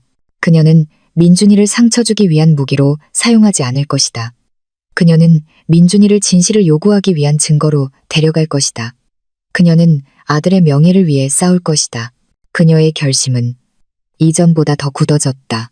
그 큰 날을 위한 준비가 시작되었다. 그녀는 민준이에게 상황을 명확하게 설명할 수 없다는 것을 알았다. 5살 아이의 마음이 감당하기에는 너무 무거운 일이었다. 가장 부드러운 방식으로 포장해야 했다. 어느 날 오후 공원에서 놀고 있을 때 서연은 그네에 앉은 민준이 옆에 앉았다. 아들, 엄마가 할 얘기가 있어. 그녀가 조용히 말했다. 민준이는 호기심 가득한 동그란 눈으로 그녀를 바라보았다. 기억나? 민준이가 아빠에 대해 자주 물었잖아. 다음 달에 우리가 파티에 갈 건데 거기서 민준이 아빠를 만날 수도 있어. 엄마가 민준이를 아빠한테 소개해주고 싶어. 서연이 말했다. 모든 단어가 혀 위에서 무겁게 느껴졌다. 민준이의 얼굴이 환하게 빛났다. 정말요? 엄마? 민준이 아빠가 거기 있어요? 아빠는 그동안 어디 있었어요? 그 순수한 질문들은 파도처럼 서연을 덮쳤다. 서연은 침을 삼켰다. 터져나오려는 눈물을 참았다. 아빠는 그동안 아주 먼 곳에서 일했어. 아들, 엄마도 아빠가 돌아온 걸 이제야 알았어. 민준이, 아빠 만나고 싶지? 네, 만나고 싶어요. 민준이가 기뻐서 소리쳤다. 아들의 얼굴에 나타난 진심 어린 기쁨은 그녀의 심장을 저미는 비수이자 그녀의 결심을 굳히는 연료였다. 그녀는 민준이를 꼭 껴안고 아들을 이 모든 일에 끌어들여야 하는 것에 대해 마음속으로 미안하다고 속삭였다. 다음은 그들의 외모 준비였다. 서연은 비참한 희생자로 나타나지 않을 것이었다. 그녀는 자신의 왕좌를 되찾으러 온 여왕으로 나타날 것이었다. 그녀는 남은 저축을 사용해 우아한 젓갈색 드레스를 샀다. 힘과 용기를 상징하는 색. 그녀는 또한 미용실에 갔다. 수년 동안 한 번도 해본 적 없는 일이었다. 머리와 얼굴을 가꾸기 위해 그녀는 강하고 위험 있고 무적처럼 보여야 했다. 민준이를 위해서는 더 세심하게 준비했다. 그녀는 다시 추억 상자를 뒤져 지훈의 어릴 적 오래된 사진 한 장을 찾았다. 그녀는 그것을 찾아냈다. 6살쯤 되어 보이는 어린 지훈이 파란색 체크 셔츠와 베이지색 바지를 입고 있었다. 서연은 쇼핑몰에 가서 민준이를 위해 똑같은 옷을 끈기 있게 찾았다. 파란색 체크 셔츠, 베이지색 바지, 그리고 심지어 비슷한 작은 가죽 신발까지. 민준이에게 그 옷을 입혔을 때 결과는 정말 놀라웠다. 민준이는 마치 어린 시절 아버지의 환생처럼 보였다. 그들의 닮은 모습은 더 이상 누구도 부인할 수 없었다. 살아있는 비장의 카드 외에도 서연은 보조 증거들을 준비했다. 혼인관계증명서, 사본과 민준이의 출생증명서. 사본을 깔끔한 봉투에 넣어 작은 핸드백에 보관했다. 그녀는 감정적으로나 법적으로나 모든 전선에서 싸울 준비가 되어 있었다. 그날 밤 전 서연은 거의 눈을 붙이지 못했다. 거울 앞에 서서 자신의 모습을 바라보았다. 거울 속 여인은 달라 보였다. 더 날카롭고 더 차가웠지만 눈에는 불타는 불꽃이 담겨 있었다. 그녀는 모든 가능한 시나리오, 자신이 할 모든 말을 생각했다. 흔들려서는 안 되고 울어서는 안 되고 바위처럼 굳건해야 했다. 그녀는 침대로 다가가 공룡 인형을 껴안고 깊이 잠든 민준이를 바라보았다. 이것이 이유였다. 이것이 그녀의 힘이었다. 이 아이의 미래를 위해 그녀는 지옥 불이라도 기꺼이 걸어갈 것이었다. 다음 날 해가 지기 시작할 때 그들은 준비를 마쳤다. 서연은 젓갈색 드레스, 차림으로 우아해 보였다. 민준이는 체크 셔츠 차림으로 매우 멋지고 사랑스러워 보였다. 그들은 행복한 가족 축하 행사에 참석하는 엄마와 아들처럼 보였다. 그들이 사실은 인생에서 가장 중요한 전투를 향해 행진하는 두 명의 전사라는 것을 아무도 몰랐다. 서연은 민준이 앞에 무릎을 꿇고 셔츠깃을 정리해 주었다. 준비됐어, 용사? 그녀가 억지 미소로 물었다. 민준이는 힘차게 고개를 끄덕였다. 네, 엄마, 아빠 만나러 가요. 서연은 심호흡을 하며 모든 힘을 모았다. 그랜드 마캄 호텔로 가는 길은 마치 의식 행렬 같았다. 그들이 탄 택시 바퀴가 한 바퀴 돌 때마다 서연은 5년간의 고통의 정점에 가까워지는 것 같았다. 민준이는 옆자리에 조용히 앉아 반짝이는 도시의 불빛을 경이롭게 바라보고 있었다. 그는 자신의 운명이 다시 쓰일 무대로 향하고 있다는 것을 알지 못했다. 서연은 그 작은 손을 잡고 그 온기를 느끼며 자신 속에서 요동치는 감정의 폭풍 속에서 닻으로 삼았다. 그들이 웅장한 호텔 로비로 들어서서 메인 볼룸으로 향할 때 서연은 순간적인 위압감을 느꼈다. 높이 솟은 대리석 기둥, 발소리를 흡수하는 두꺼운 카펫, 부드러운 오케스트라의 선율, 그리고 눈앞에 펼쳐진 멋진 차림의 사람들. 이것은 그녀의 소박한 일상과는 매우 다른 세상이었다. 이것은 지훈이 선택한 세상이었다. 서연을 희생시켜 훔친 세상. 그 열등감은 잠시뿐이었고 곧 그녀의 목적을 확고히 하는 차가운 분노의 파도로 대체되었다. 그녀는 손님으로 온 것이 아니었다. 빚을 받으러 온 사람이었다. 단호한 걸음걸이와 높이 든 고개로 그녀는 민준이를 이끌고 방 안으로 들어갔다. 몇몇 시선이 그들을 향했다. 아마도 이 젓갈색 드레스를 입은 우아한 여인은 누구이며 왜 그녀가 데리고 있는 남자아이는 입구에 전시된 신랑 사진과 그렇게 닮았는지 궁금해했을 것이다. 서연은 그들을 무시했다.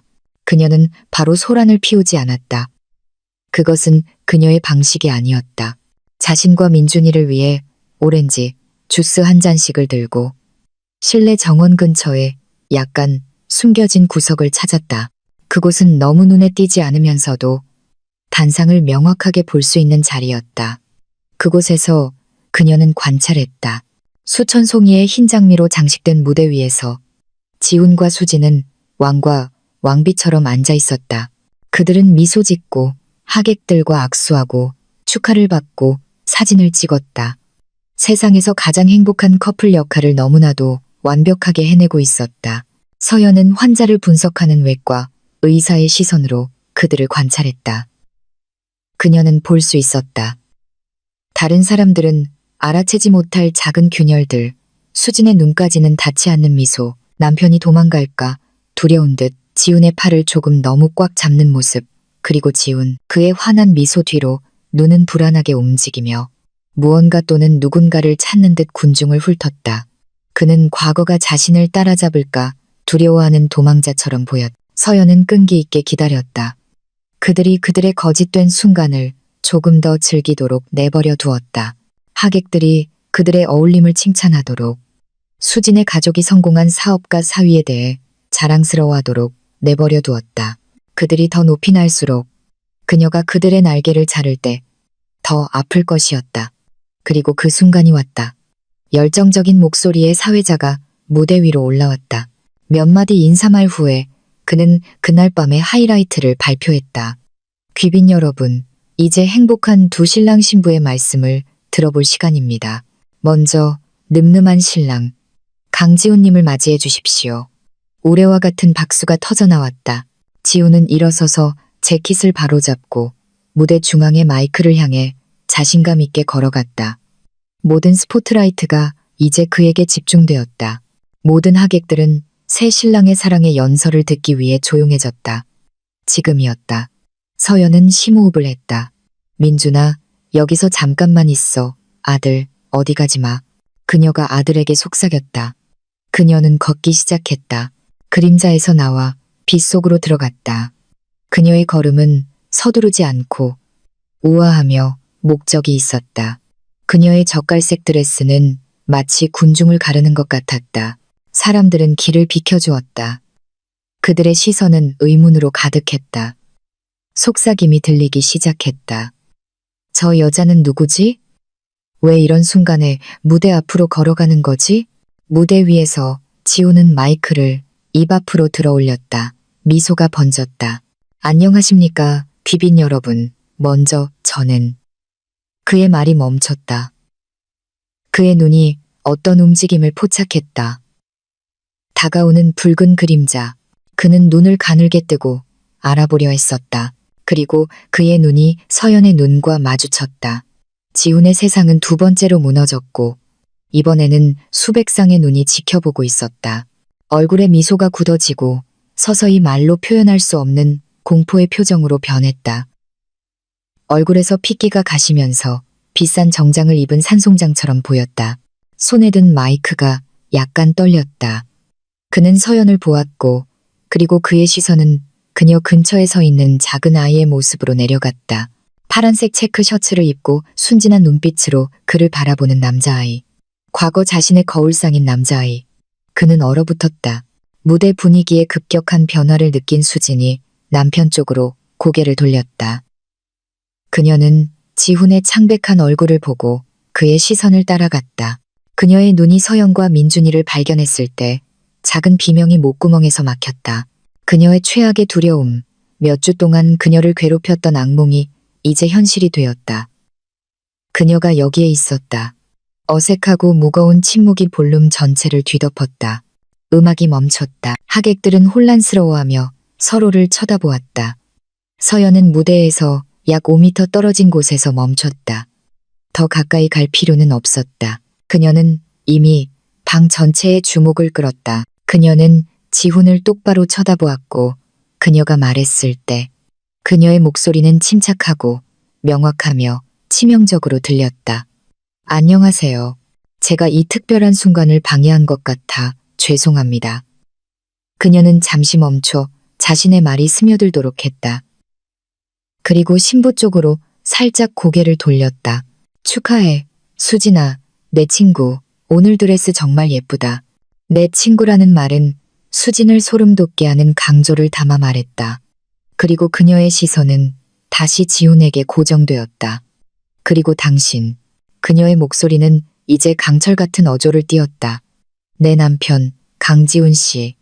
내 남편이라는 말이 침묵 속에서 폭발했다. 놀라움과 웅성거림이 사방에서 들렸다. 앞줄에 앉아있던 수진의 부모는 믿을 수 없다는 듯하고 분노한 얼굴로 자리에서 일어났다. 서연은 그들이 상황을 처리할 시간을 주지 않고 말을 이었다. 당신이 아주 행복해 보여. 나도 기뻐. 하지만 당신이 이 아름다운 새 삶을 시작하기 전에 잊어버린 몇 가지 작은 세부 사항이 있는 것 같네. 우아한 동작으로 그녀는 핸드백을 열고 봉투 하나를 꺼냈다. 첫 번째, 그녀가 혼인관계 증명서 사본을 들어 올리며 말했다. 당신은 나에게 이혼 서류를 주는 것을 잊었어. 내가 아는 한, 주민센터가 아는 한, 그리고 신이 아는 한, 나 박서연은 여전히 당신의 법적인 아내니까. 내 남편이라는 말이 폭탄이었다면 이 문장은 핵폭발이었다. 혼란이 터지기 시작했다. 행사를 취재하던 연예부 기자들이 앞으로 몰려들었다. 그들의 카메라 플래시가 터졌지만 서연은 아직 끝나지 않았다. 그녀는 봉투를 내려놓았다. 그리고 돌아서서 민준이를 향해 부드럽게 걸어갔다. 아들 앞에 무릎을 꿇고 머리를 정리해주고 다시 무대를 향해 바라보았다. 그리고 두 번째, 이 모든 것 중에서 가장 중요한 것. 그녀의 목소리가 약간 떨렸다. 슬퍼서가 아니라 의로운 분노 때문이었다. 당신은 아들을 잊었어. 그녀는 일어서서 민준이의 어깨를 부드럽게 잡고 한 걸음 앞으로 스포트라이트 속으로 이끌었다. 여러분께 소개합니다. 서연이 이제 크고 울리는 목소리로 말했다. 이 아이는 박민준, 제 친아들이자 강지훈 씨의 친아들입니다. 그것이 끝이었다. 정점이었다. 진실은 가장 순수하고 반박할 수 없는 형태로 드러났다. 무대 조명 아래 민준이와 지훈의 닮은 얼굴은 모든 거짓말을 파괴하는 살아있는 증거가 되었다. 무대 위에서 수지는 마침내 무너졌다. 그녀는 히스테릭하게 울었다. 그녀의 아름다운 드레스는 이제 그녀 자신의 비극의 의상이 되었다. 수진의 아버지는 분노에 차소리치며 지훈을 향해 손가락질했다. 수진의 어머니는 친척의 품에 안겨 기절했다. 지훈은 그냥 그 자리에 서 있었다. 산산조각 나고 굴욕을 당하고 그의 모든 세상 앞에서 발가벗겨진 채. 그는 아무 말도 할 수 없었다. 더 이상 할 말이 없었다. 그 혼란 속에서 민준이는 엄마를 쳐다보고 작은 손가락으로 무대를 가리켰다. 엄마, 그가 혼란스러운 목소리로 속삭였다. 저 사람이 아빠예요? 소란 속에서 들린 그 순수한 질문은 서연에게 가장 찌르는 소리였다. 그녀의 임무는 끝났다. 복수는 완수되었다. 그들의 완전한 파멸을 보기 위해 그곳에 있을 필요는 없었다. 그녀는 다시 민준이 앞에 무릎을 꿇고 지옥 같은 무대를 등지고 자신만의 작은 세상을 만들었다. 아들, 저 사람이야. 나중에 집에 가서 엄마가 다 설명해 줄게. 그녀가 부드럽게 속삭였다. 그녀의 목소리는 이제 다시 엄마의 목소리로 돌아와 있었다. 이제 우리 집에 가자. 서연은 일어서서 민준이의 손을 굳게 잡았다. 고개를 높이 들고 등을 곧게 펴고 그녀는 돌아서서 그 볼륨을 걸어 나갔다. 그녀는 뛰지 않았다. 승리자의 걸음으로 걸었다. 하객들과 기자들은 그녀를 위해 길을 열어주며 놀라움, 동정, 그리고 경외감이 섞인 시선으로 그녀를 바라보았다. 그녀는 전혀 뒤돌아보지 않았다. 그녀는 거짓의 잔해, 비명, 그리고 눈물을 뒤로하고 떠났다. 출구를 향해, 그녀의 자유를 향해 걸어갔다. 폭풍이 지나간 다음 날은 너무나 고요했다. 서연의 작은 아파트는 이제 그녀의 이름으로 떠들썩한 바깥 세상으로부터 그녀를 보호하는 고치처럼 느껴졌다. 전날 밤의 아드레날린은 가라앉았고 뼛속까지 스며드는 피로감과 함께 이전에 결코 느껴보지 못했던 가벼움을 남겼다. 5년 동안 가슴을 짓누르던 무거운 짐이 이제 들어 올려졌다. 어젯밤부터 휴대폰은 멈추지 않고 울렸다. 다혜, 다른 대학 동기들, 먼 친척, 그리고 모르는 번호들로부터 전화와 문자가 쏟아졌다. 그랜드 마캄 호텔에서의 사건에 대한 소식이 들불처럼 번졌다는 것을 알았다. 그녀는 가십 계정의 주요 화제가 될 것이고 어쩌면 온라인 뉴스에도 나올 것이었다. 하지만 지금 당장은 상관없었다. 그녀는 휴대폰을 껐다. 그녀의 우선순위는 오직 하나, 민준이었다. 그날 아침 그녀는 아들과 함께 거실 카펫에 앉아 있었다. 이것은 그녀가 해야 할 가장 어려운 대화였다. 5살 아이에게 그 잔인한 배신의 모든 세부사항을 이야기할 수는 없었다. 진실을 걸러내고 민준이의 마음이 받아들일 수 있는 만큼만 제시해야 했다. 아들, 어젯밤 일, 아빠에 대해서. 서연이 민준이의 두 손을 잡고 부드럽게 시작했다. 민준이는 호기심 어린 눈으로 그녀를 바라보았다. 왜 아빠는 우리랑 같이 집에 안 왔어요, 엄마? 그 질문은 간단했지만 대답은 너무나 복잡했다. 아빠는 아주 큰 잘못을 했어. 오래전에 민준이가 아직 엄마 뱃속에 있을 때 아빠는 떠나서 엄마를 혼자 두었어. 그 행동은 엄마를 아주 슬프고 화나게 했어. 서연이 조심스럽게 설명했다. 어젯밤에 엄마는 그냥 아빠가 많은 사람들 앞에서 자신의 잘못을 인정하기를 바랐던 거야. 그리고 가장 중요한 것은 엄마는 아빠와 모든 사람들이 민준이가 존재한다는 것을, 민준이가 아빠의 아들이라는 것을 알기를 바랐던 거야. 그럼 아빠는 나쁜 사람이에요? 민준이가 순진하게 물었다. 서연은 한숨을 내쉬었다. 아빠는 엄마에게 아주 나쁜 짓을 했어. 하지만 민준이는 항상 기억해야 해. 무슨 일이 있어도 그건 민준이 잘못이 아니야. 민준이는 세상에서 가장 멋지고 가장 착하고 엄마에게 가장 아름다운 선물이야. 엄마는 민준이를 아주 사랑하고 그건 절대 변하지 않을 거야. 그녀는 아들을 꼭 껴안았다. 이것은 민준이가 자라면서 그들이 겪게 될 긴 대화의 시작에 불과했다. 하지만 오늘 가장 중요한 것은 민준이에게 그가 사랑받고 있으며 온전하며 그의 가치는 그를 거부한 아버지에 의해 결정되지 않는다는 것을 확신시키는 것이었다. 며칠 후 서연은 휴대폰을 켜기 시작했다. 예상대로 그녀에 대한 뉴스가 사방에 널려 있었다. 몇몇 기사 제목을 훑어본 후 닫았다. 그녀는 센세이션에 관심이 없었다. 그녀가 찾고 있던 것은 정보였고 그 정보는 동정심과 가십에 대한 열정이 뒤섞인 목소리로 전화한 다혜로부터 왔다. 다혜를 통해 서연은 자신이 남긴 파괴의 전체 그림을 알게 되었다. 축하 파티는 완전한 혼란 속에서 끝났다. 수치심과 굴욕감을 느낀 수진의 가족은 그날 밤 호텔에서 지훈을 즉시 끌어내고 일방적으로 결혼을 취소했다고 전해졌다. 지훈은 새로운 가족뿐만 아니라 비즈니스 세계에서의 명성도 하룻밤 사이에 산산조각 났다. 그 행사에 참석했던 몇몇 대형 투자자들은 즉시 그의 프로젝트에서 자금을 회수했다. 그가 거짓 위에 세운 회사는 이제 파산 직전에 놓였다. 수진의 운명도 비극적이기는 마찬가지였다. 그녀는 가족에 의해 감금되었다. 세상을 마주하기에는 너무나 부끄러웠다. 그녀는 입방아에 오르내렸고 상간녀와 친구 배신자라는 낙인이 찍혔다. 그녀의 화려한 삶은 순식간에 사라졌다. 서연은 그 모든 것을 기쁨 없이 들었다. 승리의 웃음은 없었다. 그저 조용한 안도감만이 있었다. 우주의 저울은 다시 균형을 찾았다. 그들을 파괴한 것은 그녀가 아니었다. 그들은 자신들의 거짓말에 의해 파괴되었다. 그녀는 단지 성냥에 불을 붙였을 뿐이었다. 한 달 후 공식적인 서한이 도착했다. 지훈에게서가 아니라 변호사로부터였다. 서한의 요지는 서연이 이 문제를 다시는 공개적으로 거론하지 않겠다는 합의서에 서명하는 조건으로 거액의 합의금과 민준이를 위한 월간 양육비를 제한하는 것이었다. 과거의 서연이었다면 생계를 위해 그 제안을 즉시 받아들였을지도 모른다. 하지만 지금의 서연은 달랐다. 그녀는 합의금을 거절했다. 그녀의 이야기에 공감한 국선 변호사의 도움으로 그녀는 돈보다 더 가치 있는 것을 요구했다. 법적 인정. 그녀는 민준이의 신분을 법적으로 증명하기 위한 DNA 검사를 요구했다. 입막음용 돈이 아닌 법원에서 정한 공식적인 자녀 양육비를 요구했다. 그리고 그녀는 법원이 지훈이 정신적으로나 도덕적으로 아버지가 될 자격이 있다고 판단할 때까지 지훈이 민준이를 만나는 것을 허용하지 않는 조건으로 완전한 양육권을 요구했다. 그녀는 더 이상 희생자의 입장에서 협상하지 않았다. 승리자의 입장에서 지시했다.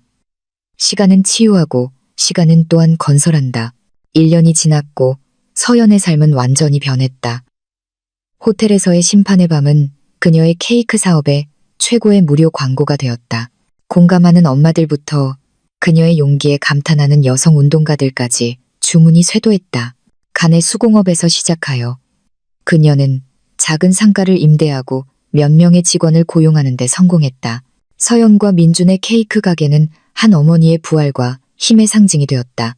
그녀는 좁은 월세방에서 민준이가 축구를 할 수 있을 만큼 충분한 마당이 있는 작은 집으로 이사하는 데 성공했다. 그녀는 평화를 찾았다. 그녀는 복수가 하늘을 맑게 하기 위해 지나가야 할 폭풍이었다는 것을 깨달았다. 하지만 진정한 행복은 적들의 파멸에 있는 것이 아니라 자신만의 세상을 건설하는 데 있었다. 그녀는 다시는 지훈이나 수진의 소식을 찾아보지 않았다. 그들은 그녀가 닫고 재가 될 때까지 태워버린 장이었다. 어느 맑은 오후, 서연은 넓은 들판에서 연을 날리는 민준이와 함께했다. 이제 6살이 된 민준이는 즐거운 웃음소리를 내며 뛰어다녔다. 그의 얼굴은 순수한 행복으로 빛났다.